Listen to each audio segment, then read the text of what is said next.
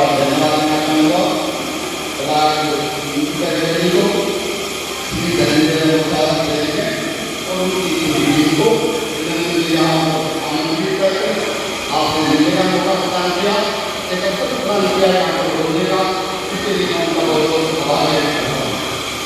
यहाँ पर मुझे बहुत अच्छा लगा और दूसरा इस बात से मुझे बहुत प्रभावित हुआ हूँ कि यहाँ पर क्लासिकल म्यूजिक के साथ साथ डांस वगैरह भी आपको सिखाया जा रहा है, जिसमें ये दूसरे कम होती जा रही है। इस तरह को जीवित रखने के लिए इस प्रकार के माहौल में कोशिश कर रही है कि बहुत ही एक उत्साह कार्यक्रम है, इससे हमारा उत्साह बढ़ता है और जो कला हम कहीं भूलते जा रहे हैं उसको दोबारा तैयार करने का मौका हमारे मिलता जा रहा है। इसके लिए मैं अकेडमी को बधाई देता हूँ और धन्यवाद देता हूँ कि इस प्रकार के कार्यक्रम को चलाने के लिए, कला को जीवित करने के लिए उन्हें अपना कार्य कर रहे हैं। मैं बच्चों को भी बहुत बहुत बधाई देता हूँ जिन्होंने आज सीखने का कार्य किया है। बच्चे माता पिता के साथ में आए हैं, मैं माता पिता को भी प्रणाम करता हूँ सभी को और बच्चों को बताना चाहूँगा कि आपकी मेहनत भी आपके काम आएगी, चाहे वो पढ़ाई का क्षेत्र हो, चाहे दूसरा क्षेत्र हो, चाहे म्यूजिक और डांस का क्षेत्र हो, कला का क्षेत्र हो, इसी के क्षेत्र में केवल और केवल आपकी मेहनत ही काम आगे ले आएगी। अगर माँ बाप किसी भी बच्चे को सेट कर पाते तो आज सारे के सारे बच्चे सेट होते, कोई भी बेरोजगार नहीं होगा। अगर पूरी सभी को सेट कर पाते तो आप सारे के सारे दुनिया के बच्चे सेट होते, क्योंकि कोई भी ये नहीं चाहता कि मेरा स्टूडेंट सेटल ना हो, कोई माँ बाप ये नहीं चाहता कि मेरा बच्चा सेटल ना हो। आज इस चीज के साथ आप लोग आए हैं तो मैं बच्चों को यही संदेश देना चाहूँगा कि केवल और केवल आपकी मेहनत काम आएगी, हमेशा आपकी मेहनत काम आएगी। जब भी आप आगे बढ़ोगे वो मेहनत आपको देखेगी और मेहनत आपको कामयाब बनाने का मौका देगी। माँ बाप आपका साथ देंगे, सहयोग देंगे, गुरु जी आपका सहयोग देंगे, सिखाने में मदद करेंगे, लेकिन जो आपकी मेहनत है वो केवल और केवल आपकी मेहनत काम आएगी। क्लास के अंदर में जो स्टूडेंट्स होते हैं तो उसके अंदर में 50 या 100 स्टूडेंट होते हैं। टीचर को कोई बात होता है, सभी को सुनाई भी वो बात लगती है, सभी को सिखाना भी एक ही बात है, एक ही तरीके से सिखाता है।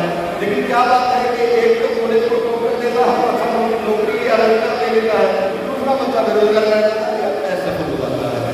तो इस प्रकार से वो मेहनत केवल और केवल स्टूडेंट पे निर्भर करती है सबसे ज़्यादा। माँ बाप साथ देंगे, गुरु जी बहुत साथ देंगे, समाज साथ देगा, काम भी कीजिएगा आपका, लेकिन ऐसा बदलाव से घबराना नहीं है। हमेशा मेहनत के दम पर आने के लिए मेहनत करते रहिए।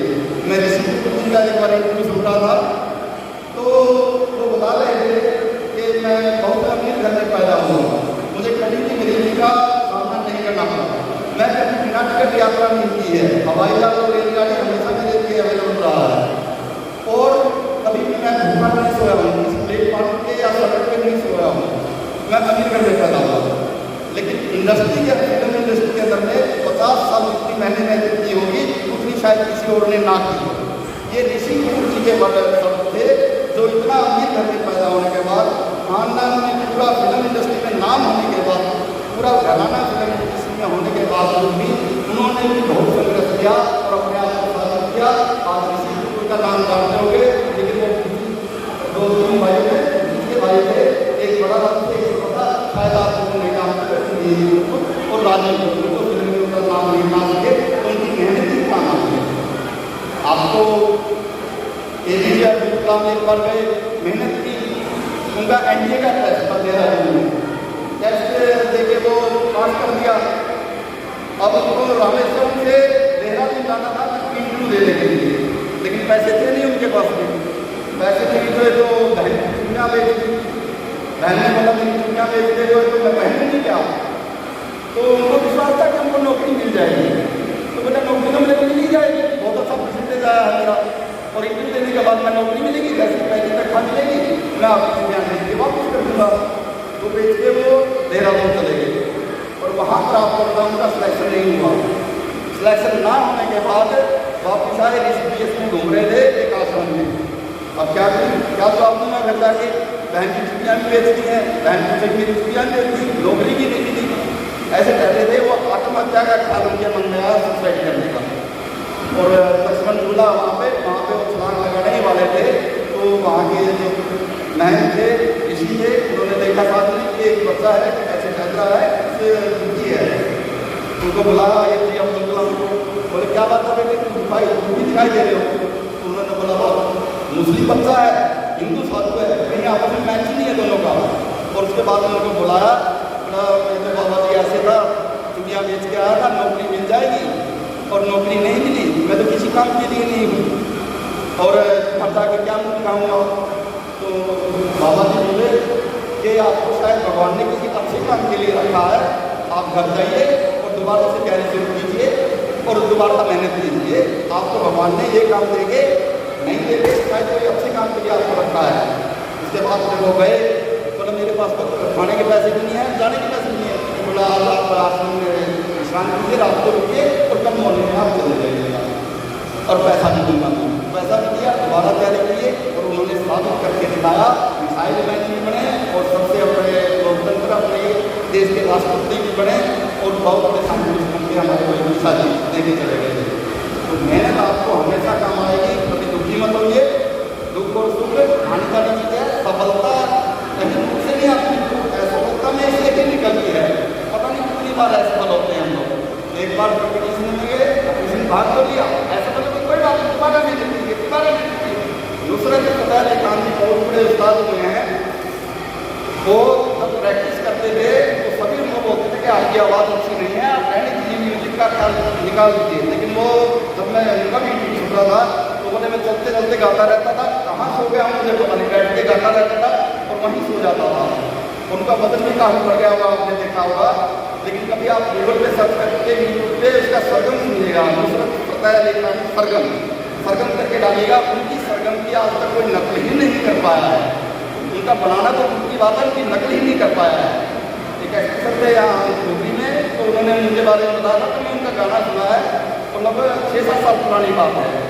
अभी तक मैं 2 गाने से आगे नहीं बढ़ा उनका, लगभग 50 मिनट का 45 मिनट का एक गाना उनका, उस गाने से 2 गाने से तीसरे गाने पे नहीं चला हूँ मैं अभी तक। जब सुन के देखिएगा आप लोग उनका तो आपको अच्छा लगेगा।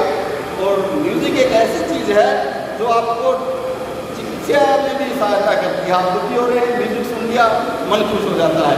म्यूजिक सुन लिया तो आप लोग रिलैक्स फील करते हो। म्यूजिक सुन लिया आपके अंदर जोश आ जाता है। कभी लड़ाई के मैदान में हम लोग जाते हैं तो म्यूजिक सुन के जाते हैं कि कुछ अच्छा लगेगा।